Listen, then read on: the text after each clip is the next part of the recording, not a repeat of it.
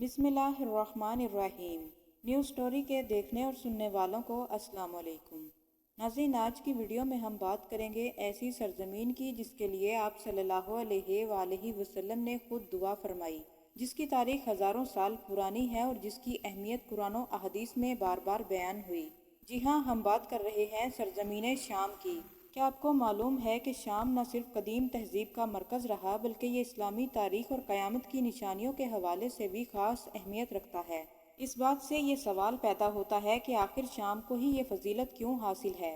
आप सल्लल्लाहु अलैहि वसल्लम ने इस सरजमीन से मुतल्लिक क्या पेशन गोइयाँ फरमाई और क्यों ये सरजमीन हमेशा अहमियत की हामिल रही और क़यामत का आगाज़ शाम से ही क्यों होगा। क्या ये तमाम पेशन गोइयाँ ज़ाहिर हो चुकी हैं या भी इनका ज़ाहिर होना बाकी है। इन तमाम सवालों का जवाब आज की वीडियो में जानने की कोशिश करेंगे, इसलिए आपसे गुजारिश है कि वीडियो को एंड तक ज़रूर देखें।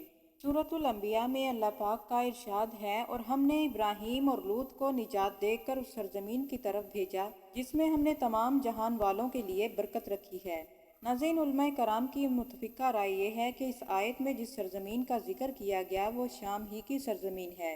यही वो सरजमीन है कि जहाँ हज़रत इब्राहीम अलैहिस्सलाम अपने भतीजे हज़रत लूत अलैहिस्सलाम के साथ हिजरत करके तशरीफ़ लाए थे और यहाँ रिहाइश इख्तियार की, और इसी सरजमीन पर हज़रत नूह अलैहिस्सलाम की औलाद आबाद हुई और इस सरजमीन को तूफ़ान नूह के बाद आबाद होने का शर्फ भी हासिल हुआ।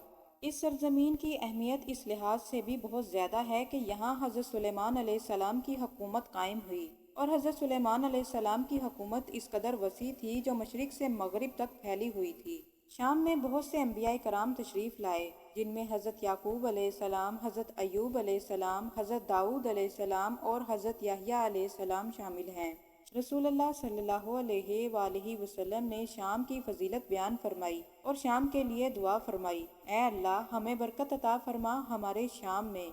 नाज़रीन गिरामी, शाम की फजीलत इसकी तारीख़ी लिहाज से ही नहीं बल्कि आप सल्लल्लाहु अलैहि वसल्लम की हयात तय्यबा में भी इस सरजमीन का ख़ास मुकाम था।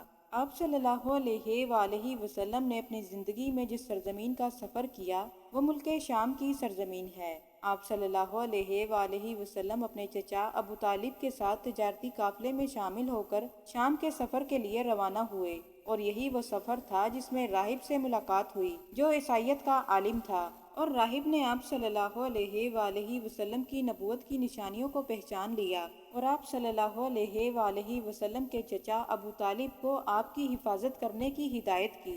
शाम की सरजमीन का क़यामत की निशानियों के लिहाज से भी गहरा ताल्लुक़ है।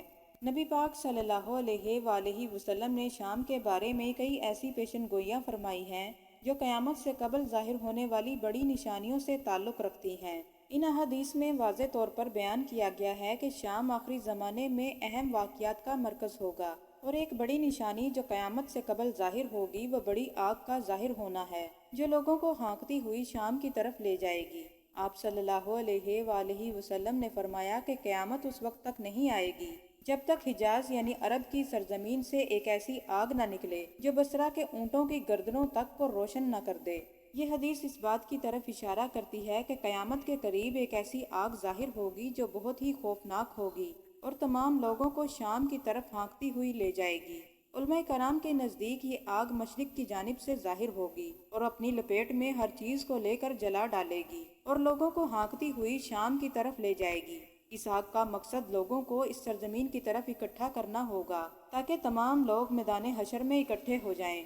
कहा जाता है कि ये मैदान हशर शाम की सरजमीन पर ही कायम होगा और क़यामत के दिन बड़ी बड़ी निशानियां ज़ाहिर होंगी। इस आग के बारे में कहा जाता है कि ये आग कोई आम आग की तरह नहीं होगी, बल्कि इसकी शिद्दत और कुव्वत इस कदर ज़्यादा होगी कि लोग इसको देखकर अपनी जान बचाने के लिए एक ख़ास सिमत की तरफ दौड़ेंगे, और ये आग लोगों को मखसूस सिमत की तरफ ले जाएगी, और वो सिमत शाम की सरजमीन होगी। एक और हदीस में आप सल्लल्लाहु अलैहि वसल्लम ने फरमाया कि उम्मत में हमेशा एक जमात ऐसी रहेगी जो हक पर कायम रहेगी, और इस जमात की मुखालफत करने वाले इसको कभी नुकसान नहीं पहुंचा सकेंगे हत्ता कि क़यामत कायम हो जाएगी।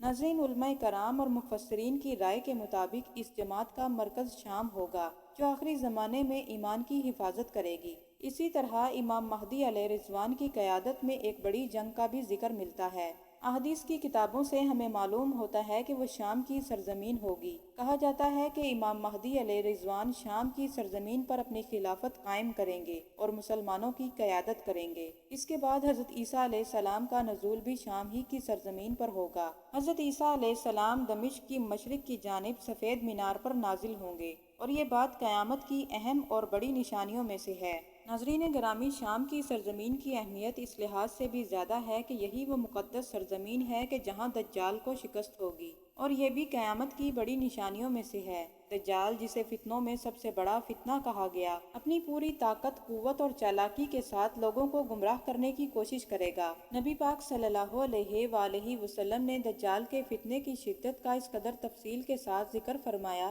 کہ صحابہ کرام بھی اس خوف سے کانپ اٹھتے۔ دجال کا خروج آخری زمانے میں ہوگا، اور یہ دنیا میں فتنوں میں سب سے بڑا فتنہ ہوگا، جب دنیا فتنوں اور فساد میں ڈوبی ہوئی ہوگی اور لوگ ایمان کی روشنی سے دور ہوں گے۔ دجال خدائی کا دعویٰ کرے گا اور لوگوں کو بہت سے معجزات کر کے دکھائے گا، جیسے مردوں کو زندہ کرنا، بارش برسانا اور زمین سے خزانوں کا نکالنا، جو لوگوں کو گمراہ کرنے کے لیے ہوں گے۔ مگر مضبوط ایمان والے اس مکر و فریب میں نہیں آئیں گے، اور دجال کا خاتمہ حضرت عیسیٰ علیہ السلام کے ذریعے سے ہوگا۔ آپ صلی اللہ علیہ وآلہ وسلم نے فرمایا کہ جب شام تباہ ہو جائے تو پھر تم میں کوئی خیر باقی نہیں رہے گی۔ شام سے متعلق جو آپ صلی اللہ علیہ وآلہ وسلم نے نشانیاں بتائیں، وہ ایک ایک کر کے ظاہر ہو رہی ہیں، اور وہ پاک سرزمین جو کبھی انبیاء کرام کا مسکن ہوا کرتی تھی، آج آگ اور خون میں لتھڑی ہوئی نظر آتی ہے۔ جنگوں، لڑائیوں نے شام کو اپنی لپیٹ میں لے رکھا ہے، اور وہی مناظر ہمارے سامنے ہیں کہ جن کا ذکر احادیث میں ہوا تھا۔ آج ہم دیکھ رہے ہیں کہ شام میدان جنگ بن چکا ہے، جہاں دشمن کی ہر طاقتور قوت اپنا حصہ ڈالنے کے لیے بے چین ہے، اور اس صورتحال میں صرف شام ہی نہیں بلکہ پورا عرب جھلس رہا ہے۔ حدیث میں جس آگ کا ذکر ہوا وہ بظاہر لڑائیوں اور جنگوں کی صورت میں ظاہر ہو چکی ہے، کیونکہ ان جنگوں میں استعمال ہونے والے ہتھیار، گولہ بارود، یہ سب آگ برسانے والے ہیں۔ یہی وہ آگ ہے جو ساری دنیا کو اپنی طرف متوجہ کر رہی ہے، اور عالمی جنگ بن کر پوری دنیا کو اپنی لپیٹ میں لے لے گی۔ شام کی یہ حالت ظاہر کر رہی ہے کہ مسلم امہ ایک مشکل اور کٹھن دور میں داخل ہو چکی ہے، اور ہم ایک فیصلہ کن دور کی جانب گامزن ہیں۔ شام میں جاری لڑائیاں بہت جلد ان تمام نشانیوں کو ظاہر کر دیں گی جن کا ذکر احادیث میں ملتا ہے، جس میں دجال کا خروج اور حضرت عیسیٰ علیہ السلام کی آمد کا ذکر ملتا ہے۔ یہ حالات ایک بڑی جنگ کا پیش خیمہ ہیں جو حق اور باطل کے درمیان ایک فیصلہ کن جنگ ہوگی، اور یہ آخری معرکہ ہوگا۔ مسلم امہ کو اس وقت سخت اتحاد کی ضرورت ہے، کیونکہ وہ وقت بھی قریب ہے کہ جب امام مہدی علیہ رضوان حضرت عیسیٰ علیہ السلام کی قیادت میں حق کا پرچم شام کی سرزمین پر بلند کریں گے، اور دجال کے فتنے کا خاتمہ ہوگا، جہاں قیامت کے دن بڑے بڑے واقعات ظہور پذیر ہوں گے۔ شام کے حالات ہمیں یہ بتا رہے ہیں کہ یہ تمام پیشن گوئیاں اپنے تکمیلی مراحل کی جانب گامزن ہیں۔ اللہ پاک ہمیں آنے والے دور میں ثابت قدم رکھے اور ایمان پر ہی ہمارا خاتمہ فرمائے۔ آمین۔